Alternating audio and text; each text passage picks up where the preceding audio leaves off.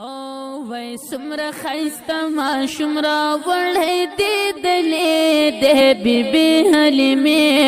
وایه د کوم کلي کوڅې د بیبي حلیمې وایه د کوم کلي کوڅې. اللهم صل على سيدنا ونبينا وحبيبنا وشفيعنا ومولانا محمد وعلى آله وأصحابه أجمعين. بسم الله الرحمن الرحيم. قل يا أيها الناس إني رسول الله إليكم جميعا الذي له ملك السماوات والأرض لا إله إلا هو يحيي ويميت فآمنوا بالله ورسوله النبي الأمي الذي يؤمن بالله وكلماته واتبعوه لعلكم تهتدون. ومن قوم موسى أمة يهدون بالحق وبه يعدلون.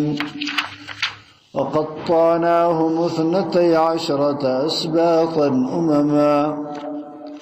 فأوحينا إلى موسى إذ استسقاه قومه أن اضرب بعصاك الحجر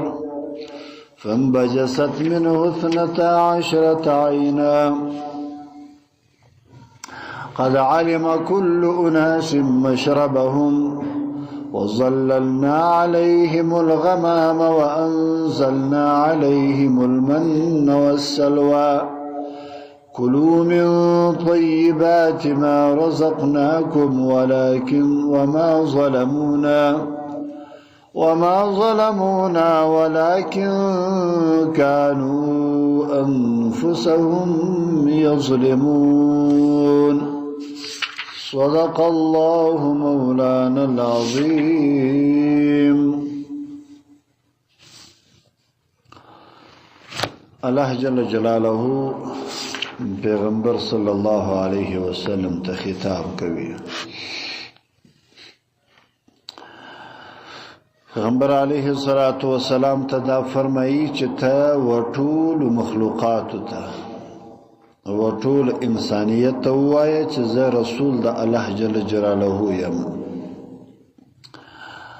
که عرب دي، که عجم دي، که انسانان دي، که پیرانان دي، و دې ټول ته دا وایه چې زه د الله جل جلاله له طرفه پیغمبر راغلی یم، زه رسول یم. او الله جل جلاله و ټول کافه انسانانو ته چې په دغه وختو کې موجود وي تر قیامته پورې، و دې انسانانو ته الله جل جلاله زه پیغمبر راستولم. دا خبره زده کې عاجزانو د زموږ ستاسې د ایمان خبره ده. خاتم النبیین یا ختم نبوت چې ورته ویل کېږي، دا خاتم النبیین معنا دا ده چې پیغمبر علیه الصلاة والسلام د ټولو انبیاو وروسته او په ختم کې د انبیاو راغلی دی، د بعد بل نبی نه راځي. د خاتم الانبیا هم دغه معنا ده چې د پیغمبر علیه الصلاة والسلام بعد بل پیغمبر دنیا ته نه راځي تر قیامته پورې. بس دغه پیغمبر دی، دغه رسول دی وټول دنیا ته وټول مخلوقات ته، یوازې انسانانو ته نه بلکې پیرانانو ته هم الله جل جلاله دغه پیغمبر استولی دی. او دا به در قیامته پورې دا پیغمبر به وي او د پیغمبري به برقرار وي. داسې به نه وي لکه مخکنیو انبیاو چې یو نبی به رالی د تیر نبی نبوت به ختم شو، یا یو کتاب اسمانی به و چې نوې اسمانی کتاب به رالی، هغه زوړ اسمانی کتاب هغه به ختم شو، غزور شریعت به ختم شو. دا رقم نه دی قرآن در قیامت پر قرآن دی نبی تر قیامت پری اغا نبی دی او راستولی چا دی راستولی اللہ جل جلاله دی اغا اللہ جل جلاله چه اغا ملکیت د مځکو د اسمانو د په قدرت کې دی او هغه الله جل جلاله چې هغه ژوندۍ کېدل د انسانانو او مرګ د انسانانو کولای شي یو څو صفات الله جل جلاله بیانوي یو د صفاتو څخه دا دی چې دی رسول دی پیغمبر علیه الصلاۃ والسلام او دویم دا دی چې نبی دی هم رسول دی هم نبی دی او دریم دا دی چې امی دی دا درې صفاته پر لپسې الله جل جلاله دا رسول دی اوس رسول زموږ کتابونه دا وایي وی رسول وهغه چاته ویل کیږي چې هغه سره نوې کتاب نوې دین نوې شریعت ورسره وي هغه ته رسول ویل کیږي نو د پیغمبر صلی الله علیه وسلم سره خو نوې دین ورسره و نوې شریعت ورسره و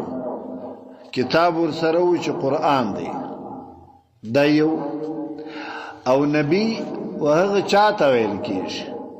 وهغه چاته ویل کیږي چې نوې دین نوي دا مخکنیو انبیاو کې د یو نبی پر طریقه باندې روان وي واغه ته بیا نبی ویل کیږي نو پیغمبر صلی الله علیه وسلم د 1,40,000 انبیاو پر طریقه باندې روان دي په پیژه کې نو دای بیا بل صفت د پیغمبر علیه الصلاۃ والسلام دریم صفت د امیدی امی واغه چاته ویل کیږي چې د لیکایي نسی کوالی او نه لیکایي ویالی شي ودته بیا امی ویل کیږي پیغمبر علیه الصلاۃ والسلام په خپل نه لیکایي کوایس ولا نه ویایس ولا بلکې د الله جل جلاله له طرفه چې جبرائیل علیه السلام راکلی هغه قرآن چې به ورته راوړي هغه به د یادوي دا رقم دا شنو چې اوس پیغمبر صلی الله علیه وسلم د ځان څخه لیکایي کوي په دې خاطر باندې چې بیا به خلکو اعتراض واردوي چې د دوه هر څه زده نو شاید د په پلاس باندې یو شی لیکلی وي د خو کتابونه ویلي و کتابونه یې لوستلی و شاید د نور کتابو څخه د اخستل کړي وي نو عرب په دې باندې خبر و چې پیغمبر علیه السلام امی دی دا د امی نسبت چې دی هغه و ته کول کیږي و مور ته ویل کیږي اصل و مور ته ویل کیږي نو د امی نسبت چې هغه و مور ته کول کیږي په دې خاطر باندې چې هغه مور شي نه ویزده نو د بچي هم شي نه ویزده نو په دې خاطر باندې نو عرب په دې باندې پوه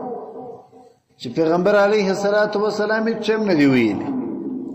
او نه څه زده دي نه سکول نه مدرسه مکتب یو شی په دنیا نه دی ویلي هغه وخت کې د تعلیمونه و چې دا عبرانی ژبه به زده کېدله سوریانی ژبه به زده کېدله او حساب به زده کېدی عقود چې ورته ویل کېدله پر دې ګوتو باندې حسابونه کول کېدله دا به و لیکن خو پیغمبر صلی الله علیه وسلم هیڅ هم نه دی زده کړی نو په دې وجه باندې نو دا دریم صفت د پیغمبر صلی الله علیه وسلم او بیا الله جل جلاله فرمایي چې تاسو پر هغه کلمو یا پر هغه قرآن باندې ایمان راوړئ چې ما او پیغمبر علی السلام ته نازل کړی دي او تاسو یې تابعداري وکړئ خلکو مستوای تاسو د خپل پیغمبر تابعداري وکړئ په نقش قدم کې نو بیا به الله جل جلاله تاسو ته هدایت وکړي نو مستوای چې تاسو د خپل پیغمبر اطاعت وکړئ تاسو د خپل پیغمبر پر لار باندې روان سئ الله جل جلاله با و تاسو ته بیا داسې وي چې هغه هدایت به وکړي. علماو کې یو عالم دی سلطان العارفین، دا یو ولی د خدای و چې دی مشهوره په بایزید بسطامی رحمه الله باندې. نو دا یو وخت و دې خپل ملګرو ته ویله والقوموا بنا حتى تنظروا الى ذلك الذي قد اشتهر نفسه بالولايه. دغه بایزید بسطامی رحمه الله په کلی کې یو بل سړی و، هغه په ولایت باندې ځان مشهور کړی و چې زه دومره ولی یم. دا ولایت خو ګوره دا رقم دی چې دا د الله جل جلاله له طرفه یو فضل او احسان وي. نو کله کله داسې وي چې هغه سړی ځان نه معلوموي، خو الله جل جلاله یې معلوم کړي چې دا ولی د خدای دی، دا زما دوست دی، تاسو کار د دې څه واخلئ. او بعضې وختو کې خلک هغه داسې وي چې هغه ولی نه وي، لیکن خو ځان په زوره ولی جوړوي، ځان و خلکو ته ولی معرفه کوي په زوره باندې. په زور دا معنی چې ځان مشوره کوي، هلته ګډ وي هلته ګډ وي، داسې مې وکړه هسې مې وکړله، داسې مې پلانې ته مې تعویض ور وکړي، پلانې ته مې دم ور وکړي، داسې په هغه ورځ باندې چې دا تعویض مې ور وکړي و اسمانو ته وختې، دا بل ورځ مې تعویض ور وکړي بر ته راکښته شو که نه، بل ورځ مې عرش معلا ته وخېژاوي، بل ورځ چې مې کتله وروره سره چې مال سترګې پټې که دا سترګې پټې کړلې په هغه ګړي مې مکې شریف ته ورساوي. خو دا د یو سړي دا کردار وي، په دې باندې یو ګوله پیدا کوي. دا بایزید بسطامی رحمه الله چې دا ولی د خدای و یقیني، د ځان نه معرفي کوي لیکن خو الله دې معرفي کوي. او پاته سو دا د په کلی کې چې کوم بل سړی و هغه بیا ولی نه و، لیکن خو ځان یې په ولایت باندې ځان یې مشهوره کړی و او خلکو ته به ویل چې زه ولی یم. نو یو وخت بایزید بسطامی رحمه الله او ملګري ته وایي و خلکو ته وایي وایي تاسو راځئ چې دغه سړی وګورو دا څنګه سړی دی،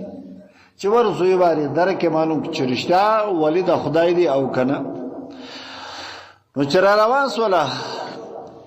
چې ویې کتل یو سړی د اخوا څخه را روان دی مسجد ته ځي. نو چې مسجد ته ځي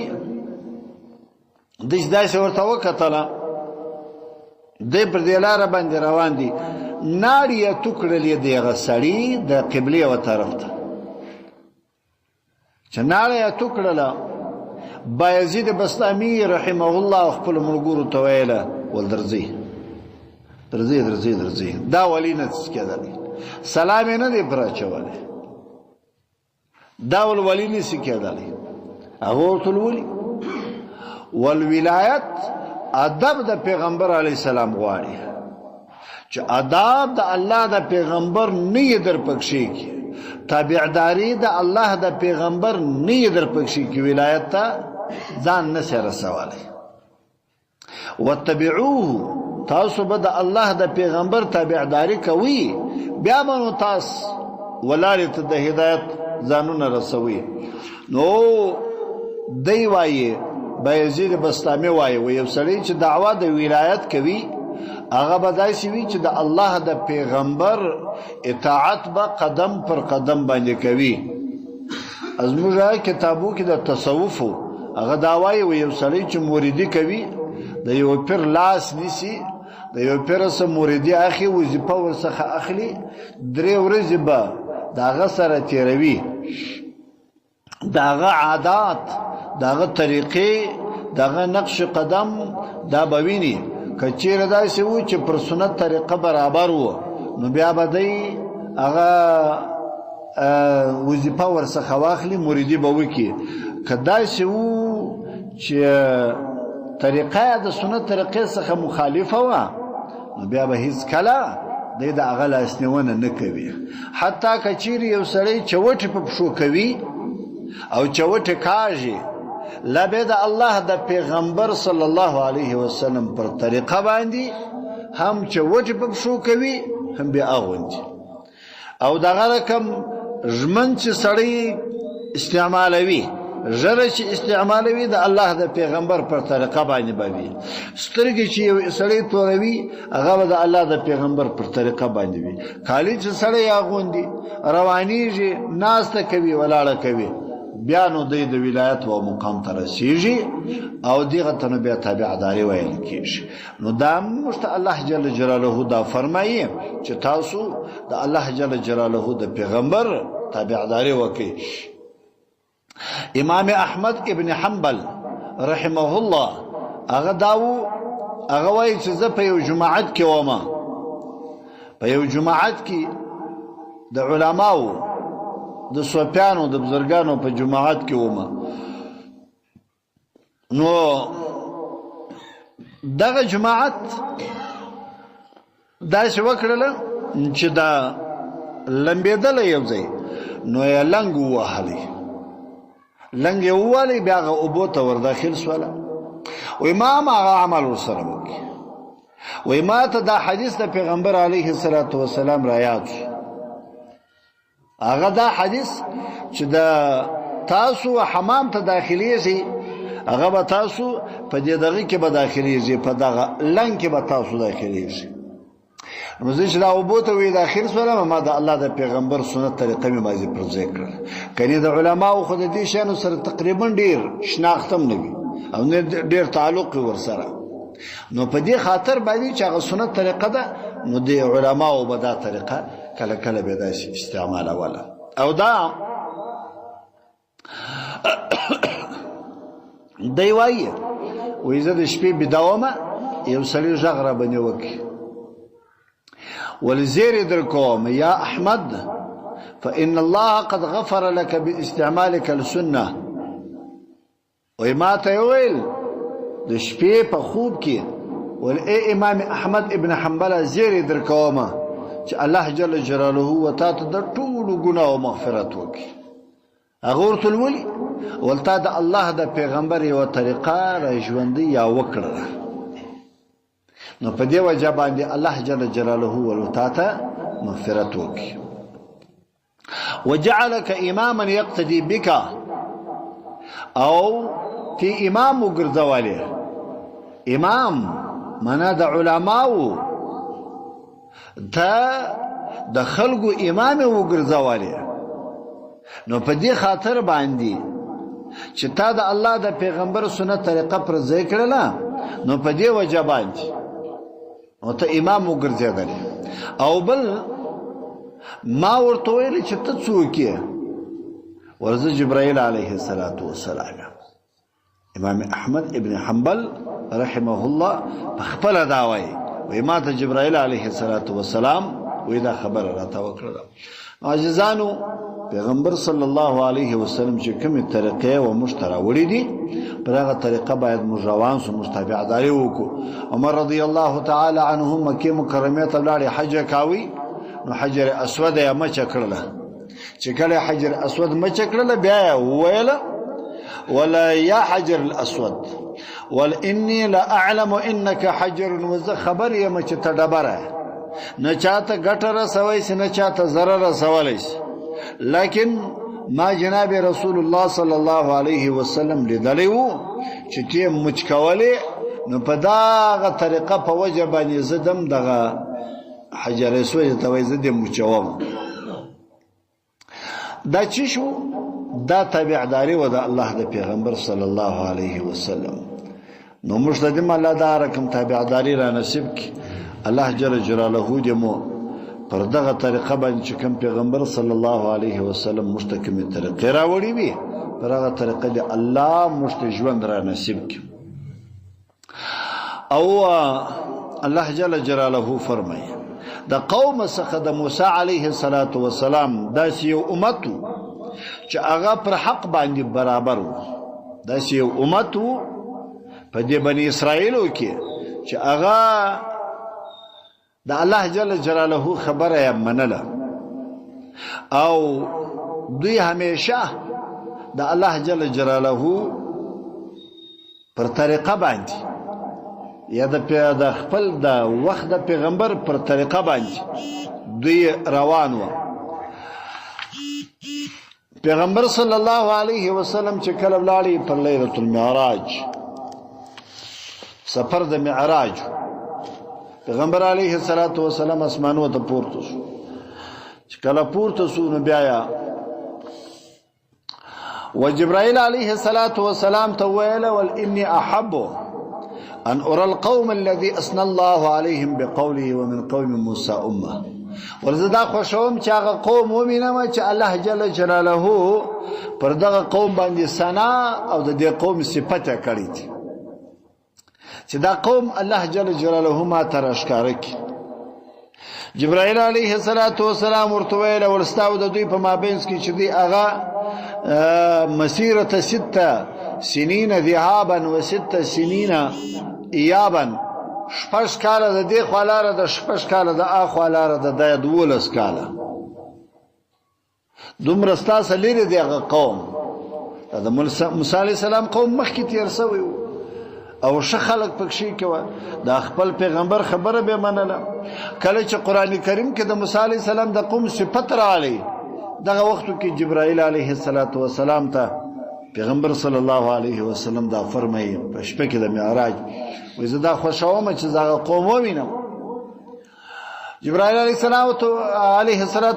ورته فرمایي چې دا خو ډیر لري دي، لیکن د الله جل جلاله څخه وغواړه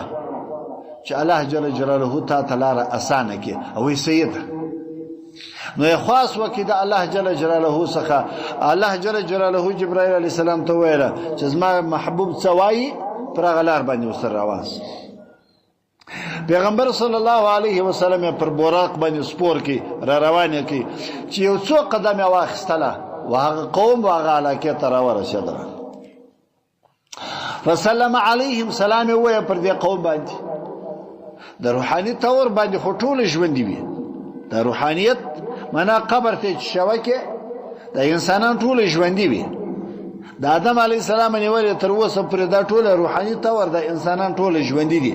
نو سلام یې پر وای هغه وعلیکم السلام ورته وایله پښتنه جن وکړه ول څوک من انت تڅوک دور ټول انا نبی الامی، زه هغه نبی امی ما چې هغه اخر کې د زمانه الله جل جلاله ز پیدا کړم. قالوا دوی ورته وای انت الذي بشر بك موسی علیه السلام و اوصانا، ته هغه څوک چې موسی علیه السلام موږ ته زیری را کړیو او موږ ته وصیت کړیو او دا ویلی کچیر تاسو دای پیدا کی د کومک بکوي او پر د ایمان اوري تاغه پیغمبر مورته نعم و زاغه پیغمبر یم چې موسی علیه السلام زما توصیه و تاسو ته کړی ده. بیا ورته وی د دوی علاقه ویني جبرائیل علیه السلام ورته وی هو نو پر دې کلی او پر دې علاقه باندې را روان کی چې را روانه کی قبرونه د دوی اجره د دوی چې هغه د هر سړی د کور و دروازې ته د کور مخته قبرونه جوړ کړی و یا مثلا د دوی کورونه په اجره کې وګسره کې دا څه وګوره کور په اجره کې د دروازې چې براو وته قبرونه باو اجره و مړی و نکلو حسابو. نو پیغمبر صلی الله علیه وسلم ورته ویل ولداستس قبرونه ستاسو پر دروازو پر کولو دا ویلی وجه چشت دوی ورته ویل چې سهار ما شام مشته مرګ را پیاد وي د دې په خاطر باندې مدا قبرونه دلته نږدې جوړ کړی دي. د یو قوم صفت چې الله په قران کې کوي هغه خو نه د معمولی قوم نه وي زما واستوارو نه وي چې پر اجره ولاړ عبرت نه جنه خود مړي سه پکې کېم نه یو مرسو زړه یار سبا زمرم څو چې مرسو څو کوم زمو سره مرسم زم په دې خبر سره نه زم داز موږ بیان خدای دې وبخش که خدای بخشي کې خدای نه بخشي د خدای خپل عمل زه څه کوم وایو کنه وایو او پرغه اجره باندې ولاړ خاندو کنه خاندو د دنیا بحث مو شروع کړی الکه ازید بصورانی وای ازید څه پوک الته مړی ورته پروت وي د په خنداو په د دنیا په معاملو باندې اختوي مرګ د چا په یاد دی؟ که زموږ مرګ په یاد وي پر موږ به د توره شپه وای. په خدای کې یوه ګناه ولا که موږ کړی وای چې زموږ مرګ په یاد وای. مرګ په یاد نه دی. داسې مو په یاد دی چې کله زما پلار مور ورور دا مړ سي بیا مې نو دی لږ څه په سل کې 100% مې نو زړه ته ولوېږي او 3 ورځې هغه 3 ورځې مې زړه ته لوېدلی چې والا مرګ راغلی. او یا کله زه اکسیډنټ وکړم کله زه مخامخ مرګ ووینم پاو خدای د مرګه بچاو کړلم د مرګه خدای خلاص کړلم. بس چې کله هلته اکسیډنټ پر ده باندې راشي یو د بام راشوی سي یا پښه ماته سي یا لاس مات سي که نه یو داسې بله ټکه پر ده باندې شوی سي هغه وختو کې چې دی مرګ په خپله وویني بیا و خدای ته دی کله کله راجي سي. لیکن په هغه باندې موږ عبرت نه اخلو. پیغمبر صلی الله علیه وسلم د دې څخه راتېر سو بیا ورته ویل ول دا ستاسې کورونه داسې یو رقم ولې جوړ دي داسې مستوي برابر څنګه جوړ دي دا څنګه کورونه دي لوړ وکښته نه دي یوه بنګله لوړ یي بله کښته یي. ده ورته ویله دا خلکو ورته ویله ول د دې دپاره چې دا هوا بیا زموږ د کور دیوال پر امسایه باندې دا هوا بنده نه کړي. د دې دپاره موږ دا کورونه ټوله یو رقم سره جوړ کړي دي چې ستا د کور هوا او ما ته رارسېږي زما د کور هوا او تا ته دررسېږي. نو لوړ وکښت یې نه سره کوو. موږ غروره دونه بلډینګان جوړ کړي دي هغه د خپل په عزت پکې نه یو د بل عزت مو هم لیلام کوي. کلکینان ورکوو د بل د کورو طرف ته هلته ورته ګورو د بل وزنانو ته شرم و حیا ولاړه زموږ څخه غیرت ولاړې دینداري ولاړله هره دنیا هره دنده راڅخه ولاړله. پر بامو باندې موږ ګورو د بل و کورو ته پر کلکینانو کې ګورو د بل و کورو ته. دا زموږ مسلماني سوله دا زموږ دینداري سوله که نه. ولې یو سړی چې دا دنده کوي په خپل هم په دې دنده باندې اخته وي په خپل هم د خپلې ښځې بیا په کیسه کې نه. یو سړی چې د بل و کور ته ګوري دا د ده و ښځې ته که ته وګورې هم دی پروا نه پکې باک نه پکوي که کس شپه ورسره تېره کړي هم دی باک نه پکوي ځکه دی په دې دندو بیا اخته وي دی په دې باندې امخته وي. ته که نه یې په امخته ستا خشم راځي درد دې ورته راځي په لاس یې شي نه درځي لیکن خدای په دې دندو باندې ډېر اخته وي هېڅ باک نه پکوي. د موسی علیه السلام دا قوم و چې د هغو ټول دا کورونه عله سوا وه یو پر بل باندې لوړتیا نه وه ځکه والدی نه چې بیا هوا پر دې کورو باندې بنده شي. ماوتا ګیس پر بندو بجلی پر بندو اوبه پر بندو ډوډۍ پر بندو رزق پر بندو که نه ژوند پر بندو په کیسه کې هم نه یو. هغو صرف یا د هوا په خاطر باندې دا کوله چې د بل چا د کور څخه لوړ دیواله نه جوړوي یوه خښته یې لا لوړ نه لوړوي. اوس وګوره هغه وخت وګوره زموږ انسانیت وګوره د هغوی انسانیت وګوره. بیا ورته وایي وایي په تاسو کې نه قاضي سته نه باچا سته څنګه قوم یاست چې نه قاضي در پکښې کې دي نه باچا در پکښې کې دي. زموږ باچان خو نو در معلوم دي که نه زموږ قاضیان خو نو در معلوم دي. دا د اخر زمانې قاضیان چې پیغمبر علیه السلام وایي وایي اخر کې د زمانې قاضیان هغه به بغیر چارې ځانونه دوی حلالوي او دا به جهنمیان به وي. جهنمیان د اخر زمانې قاضیان به چې په حق باندې فیصله نه کوي نه به پوهېږي په حق باندې فیصله نه کوي د قرآن فیصله نه کوي دا به جهنمیان وي. وی باچاهان هم نه لري. دوی ورته ویله ول زموږ خلک چې دي هغه انصاف کوي زموږ خلک انصافداره دي بې انصافه نه دي نو څه حاجت موږ باچا و قاضي ته لرو. قاضي ته خو هغه سړی ځي چې دې سړي زما سره ظلم کړی وي که نه. ما دراسه زموږ پر حالاتو پوښتنه وکړه انصاف څه کوي په ټول علاقه کې عادل مسلمان ټینګ سړی لا نشته ټول ظالمان دي. هر سړی خپل دروسه پورې په ظلم باندې اخته دی. هر سړی چې څومره په وسه باندې پرو هغومره قدر یې ظلم کوي. نو هغه موږ انصاف کوو نو چې انصاف وسو بیا و قاضي ته ضرورت شته یا و باچا ته ضرورت شته یا و حکومت ته ضرورت شته هېڅ چېته بیا ضرورت نشته. بیا ورته ویلم فمالی اورا اسواقکم خالیه ورته وایي ستاسو دا بازارونه ټوله خالی ښکار بازار کې مو هېڅ شی نشته نه مو سرخې زړولې نه مو سپېدې زړولې دي نه مرور د ښځو دپاره سیټان زړولې دي بیا د دختر په شپو کې بیا نو دا زما او ستا ښځې ورسې د دوکاندار سره پر سره که مجلس کې په خدای که ستا سره دی مجلس کې لکه دوکاندار سره که نه داسې ګپه ورسره کوي ماښام چې راشې خصم لا داد را باندې کوي در زه ستړی سوی یم تللی وم بازار ته پلانې ته مې جوړه وکړه پلانې ته مې جوړه وکړه ستا به مجلس زړه ورسره غواړي دا به دسمال راواخلي پر سر بیا تاو کړي وایي زما پر سر باندې درد ولې خو دې هلته ګپه کړې خوشحال روډ د دوکاندار سره ګرد ورځ ګپه کړې پر تارو چوک باندې ګرد ورځ اتڼ کړی وي که نه بیا دا ستا مجلس چیرې خلاصه ده ولاکې ستا چای در پخې کړي ولاکې ستا سره مجلس و بنډار وکړي نو ورته وایي چې دا بازارونه مو ټوله خالي دي هغه ورته وایي هغه بني اسرائیل ورته وایي وایي دا چې دوی موږ داسې کوو چې کښتونه کوو لو کوو په ګردو باندې نو دا کوو چې کله زموږ ضرورت وي هغه موږ اخلو چې ضرورت نه و هغه همسایه کره ورواستو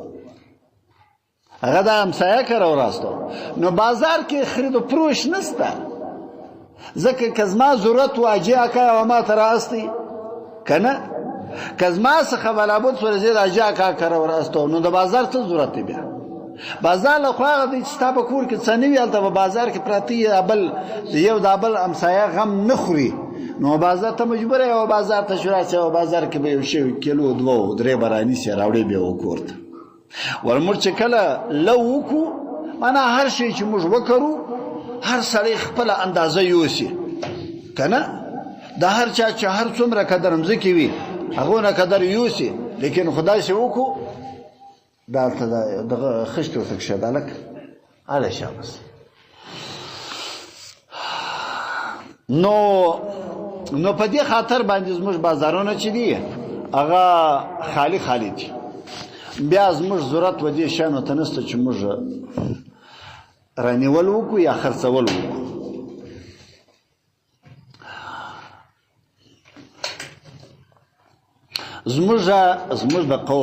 زموږ د قوم او د هغه قوم مخکې لا څه شوه دې خلکو کې څه وسیله به موجوده وه د یو همسایه غم بې خواري د یو چا سره به یې پوښتنه کول پر یو کونډې پر یو تیم به یې پوښتنه به کول که نه اوس هر سړی په خپل غم باندې اخته دی که لري که نه لري هغه خو خوي لګوي هغه خو داسې دی چې خوي لګوي پر څلورو باندې وروان او چې لري هغه څه چمکي هغه په چا ځان نه ویني هغه پټېږي ځکه وایي دی نه چې بیا یو مسکین راته ودرېږي څه راسه بیلې کړي په دې خاطر باندې پټېږي د خلکو سره هغه وایي چې بس زه پټه وساتم خلک په ما باندې خبر نشي که نه نو د پخوا وخت او د اوس وخت ډېر فرق سره دی بیا ورته وایي فمالي اراها هؤلاء القوم يضحكون وایي دغه خلک پر چش باندې خاندي دا خلک چې خندا کوي دا پر چش باندې خاندي هغه ورته ویله ول په دې باندې خاندي چې په دوی کې مړی سوی دي موږ خو پر مړي باندې ژاړو که نه کوکارې وو سرناوي وو بیا نو زموږ زنانې پر سره کمبغارې وي الیدا د دغه ژړاو دپاره یو څو سپین سرې دا نه دي دا بوډۍ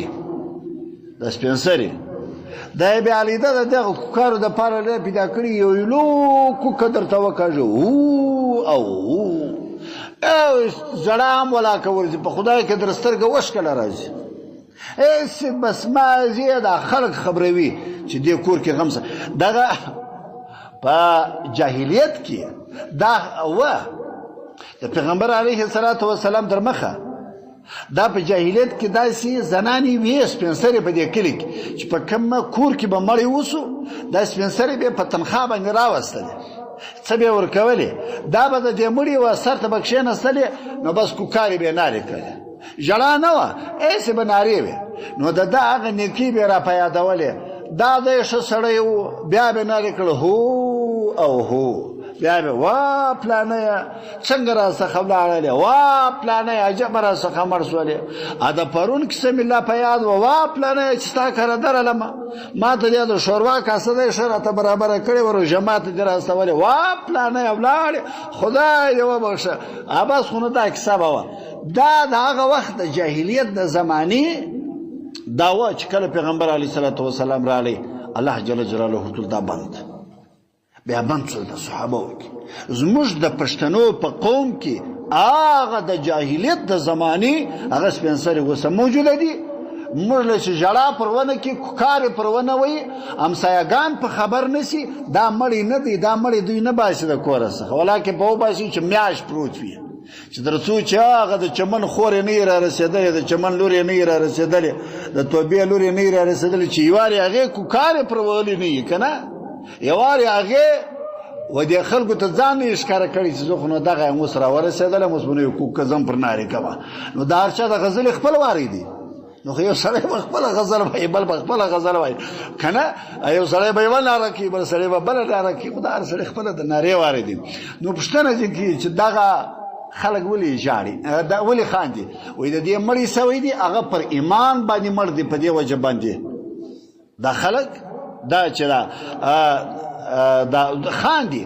په دې خاطر باندې خاندي چې په دوی کې چې دی هغه دغه مړی هغه پر ایمان باندې ولاړې په دې وجه باندې دوی خاندي یقیني دا د خندا ځای دی دا د ژړا ځای قسم په الله کدي چې ستا قریب ستا دوست هغه پر کلمه د شهادت باندې مړ شي د خدای بل څه غواړي بل شي ستا واخوت او کته په خپل کوکو باندې برته و جهنم ته استه دا خدای ستا کار دی بیا نو ژاړي په دې کوکو باندې الله و دې مړي ته عذاب ورکوي په دې نارو باندې الله و دې مړي ته عذاب ورکوي په دې مخ وهلو باندې چې ښځه مخ وي په چپلاخو باندې جګر په چپلاخو وي د سر ویشتان راکشوي دا چې دی هغه د دوی د پر ناروا عمل او مړي ته الله جل جلاله عذاب د دوی په دې دغه باندې په دې نارو باندې ورسي بیا پښتنه جن کوي چې دا خلک ولي ژاړي دا داسې قوم دی چې ژاړي ویلې ول په دې کې چې دی هغه کښنې پیدا سوی دی کښنې پیدا سوی دی په دې وجه باندې دوی ژاړي چې دا به پر ایمان باندې مړ شي او که به پر اسلام پر بغیر ایمان باندې مړ شي زما ستا قوم چې پیدا شي اول دا واره ټکان پر کو ډډ ډډ ډډ ټکان چې مور که بیا نو ورور سره داجي شیدې او کلچې بیا نو پسونه دې پر لاله وې ځوان لاله راغټ سيو سو ځوان لاله راغټ سو دا بدر چې ګوري دغه پلار را چ پکړي چې ټکانې پر کول چې پسونه پر خیراتول هغه ځوان لاله دا بدر چې ګوري د پلار ژړې ورکشلې کې نه ورکشلې ګودر ګوډو اعلان کړی پښتې ورماته کړی څه کیسه ده په خدای دلته زوی په سوق باندې واله پښتې راماته کړ په هسپتال کې پروت الله دې پر موږ باندې رحم وکړي بیا ورته وایي چې په تاسو کې نارینه پیدا شي تاسو کوم عمل کوئ هغه ورته وایي وایي موږ یوه میاشت روژه نیسو یوه میاشت روژه نیسو چې په موږ کې نارینه اولاد پیدا شي شکر د الله موږ ادا کوو چې الله ما ته دې نر اولاد راکړي نو یوه میاشت روژه ونسي د الله د رضا دپاره وایي که چیرې انجلۍ پیدا شي وایي 2 میاشتې روژه نیسو 2 میاشتې روژه ځکه د الله پیغمبر د الله جل جلاله دا ویلی دی چې ښځه رحمت دی که چا وساتله نو الله جل جلاله به ډېره بلنده درجه و د انسان ته په جنت کې ورکوي که نه زموږ له یې طلاقې کړي پر ښځو باندې دي چې ته ولې انجونې راوړې نعوذ بالله الله دې مو وساتي د دې کفریاتو دې الله وساتي دا د کفر عمل دی تريو تندي بيني ولي وإذا بشر أحدهم بالأنثى ظل وجهه مسودا وهو كظيم چې کله په دې جاهلیت په دې کفارو کې پر یو چا باندې زیری وسو چې لور دې پیدا سوله تندې ته به ګونجې ورکړې مخ به تکتور سو د چا مبارکي به نه اخیستله په خونه به ننوتي په کور به ننوتي یو بد حال به پر ځان باندې جوړ کړي زموږ پښتانه په خدای هغه د جاهلیت د وخت د هغه زامن دي زموږ هم هغه دنده ده موږ په نارینه اولاد باندې خوشاله کیږو لیکن په زنانه باندې موږ ډیر بد وړو لیکن دې ته مو پام نشته چې زه د چا پیدا یم زه ولې د دې ښځې سره بد وکړمه ما ته ښځه ناسته ده زه پیدا د ښځې څخه یم لیکن خدا زموږ د زمانې بیا ورته وایي وایي ستاسو په علاقه کې چې دی ستاسو په علاقه کې خلک زناوي کوي هغه ورته ویل ولې زناوي خو هغه خلک کوي چې هغه د الله و عذاب ته ځان ټینګولی شي، چې د اسمان و عذاب ته او د مځکې و عذاب ته ځان ټینګولی شي، هغه خلک چې دي هغه زناوې کولی شي. بیا وایي دا ستاسې خلک ربا کوي، سود کوي که نه کوي؟ پښتون سودخوره که نه، بزرګ سودخوره. اول سب به ده نیولی د خاص هم د ناس او د میرا په سره به نږدې ولاړ وي که نه، لوی تسبیح به په لاس کړي، کړپ په جنت، کړپ په جنت، کړپ په جنت. لیکن د ده معامله چې به وګورئ خاص به د سود به وي. نو ورته وایي سود وایي سود خو هغه څوک کوي چې د الله جل جلاله پر رزق باندې ایمان نه وي، چې د الله پر رزق ایمان نه وي، د الله پر تقسیم ایمان نه وي، هغه خلک چې دي هغه به سودخواره به وي. هغه خلک چې پر الله ایمان وي، چې الله رازق دی، رزق ما ته راکوي، تا ته درکوي، یا بل ته ورکوي، یا بل ته، هغه به سود ته څه ضرورت شته؟ نه کوي. بیا ورته وایي تاسو مریضان کېږئ که نه؟ هغه ورته وایي لا نمرض، موږ نه مریضان کېږو، ولا نذنب، موږ نه ګناوې کوو، نه مریضان کېږو. او ستا امت ای د الله پیغمبره، سبحان الله، عجبه خبره ورته کوي. وایي ستا امت چې دی هغه به ګناوې هم کوي او مریضان کېږي به هم. 1400 کاله مخکې دا خبره ورته کوي. وایي ستا امت به ګناه هم کوي او مریضانېږي به هم. دا وجه دا ده چې ګوره موږ و الله ته عقیده نه لرو، زموږ عقیده کمزورې وي، د ګناهو څخه ډک یو، نو خود به الله جل جلاله رنګارنګ نه جوړي پر موږ باندې راولي. الله دې مو وساتي. بیا ورته وایي چې دا ستاسو په دغه مځکه کې حیوانان شته که نشته؟ وایي حیوانان شته پکښې، موږ دوی سره تېرېږو، نه هغه به موږ ته ضرر رسوي، نه موږ به دوی ته ضرر رسوو. د زمریان، لیوان، لړمان، ماران، دا په دې مځکه کې دا دې ګرځي و راګرځي، موږ ګزاره ورسره کوو، دوی زموږ سره ګزاره کوي، نه دوی موږ ته ازار رسوي، نه موږ به دوی ته ازار ورسوو که نه. زموږ په دغه کې یو وخت دا یارو مدرسه کې موږ اوسېدلو، یارو کې دلته دا یو لویه مدرسه وه. زه په هغه وختو کې ما حفظ کاوه، زه ډېر کشر وم، داسې لکه دا کښنې دا نه قدر به وم. جمعې شپه وه، دا زموږ طالبانو یو ناولده کیل وکړي، یا دې وي یو خر یې پیدا کړي، خر چې راوستې مدرسې ته، هغه یې ټیم پیدا کړي، و ټیم ته یې ډبرې واچولې، هغه ټیم یې ته د خره پر لکۍ پسې غوټه کړي. هغه چې به د خر دا د ټیم ټکارې واورېدی نو بس غاستې.